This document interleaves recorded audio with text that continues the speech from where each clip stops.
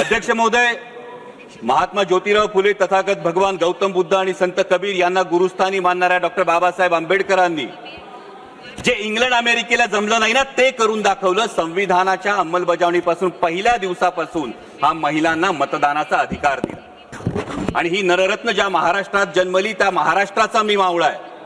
या महाराष्ट्रात एक फार मोठा मातृत्वाचा, नेतृत्वाचा आणि कर्तृत्वाचा वसाडी वारसा आहे.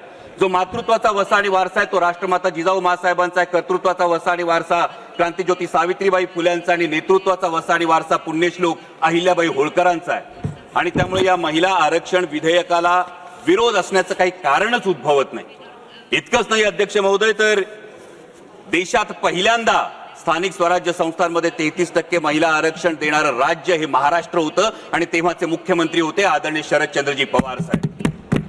देशाला पहिलं महिला धोरण देणारे, संरक्षण दलात महिलांना नोकरीची संधी देणारे, वडिलोपार्जित संपत्तीमध्ये सुद्धा महिलांना वाटा देणारे आदरणीय शरदचंद्रजी पवार साहेब होते. आणि त्यामुळे या महिला आरक्षण विधेयकाला विरोध करण्याचा मुळीच प्रश्न नाही. आणि जर कोणी म्हणत असेल की कुणाला वाटत असेल की हे करून आपण उपकार करतो, तर त्यांना एवढंच सांगू इच्छितो की उपकार आपण करत नाही आहोत, तर त्या मातेनं आपल्याला जन्म दिला आणि हे जग बघण्याची संधी दिली, हा तिचा आपल्यावर उपकार आहे.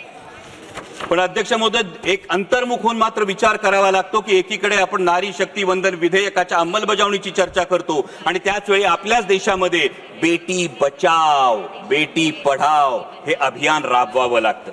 त्याच वेळी आपल्या देशामध्ये महिलांवर होणाऱ्या अत्याचारांची संख्या दिवसेंदिवस वाढत जाते. लाखो महिला या बेपत्ता होण्याच्या तक्रारी नोंदल्या जातात, त्याच्यावर कुठली ऍक्शन घेतली जात नाही. आत्ताच अध्यक्ष महोदय महाराष्ट्रामध्ये एका भोंदू बाबांचं प्रकरण समोर आलं आणि त्या भोंदू बाबाचं प्रकरण समोर आल्यानंतर त्या लैंगिक अत्याचार प्रकरणातले व्हिडिओज हे समाज माध्यमावर जर व्हायरल झाले तर मग तपास करणारे अधिकारी आणि पर्यायानं गृहमंत्री म्हणून त्यांची या महिलांचं संरक्षण करण्याची जबाबदारी नव्हती का, हा प्रश्न निर्माण होतो.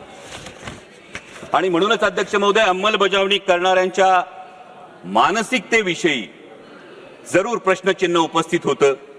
कारण यत्र नार्यास्तु पूज्यते रमन्ते तत्र देवता असं एकीकडे म्हणणाऱ्या आणि त्याच वेळी स्त्रियांना वेदांचं अध्ययन नाकारणाऱ्या आणि पतीची सेवा हे स्त्रीचं कर्तव्य असं मानणाऱ्या मनुस्मृतीचा उदो करणाऱ्यांच्या हातात जर याची अंमलबजावणी असेल तर याच्या अंमलबजावणीच्या हेतू शुद्धतेविषयी खरोखर मनात शंका निर्माण होते.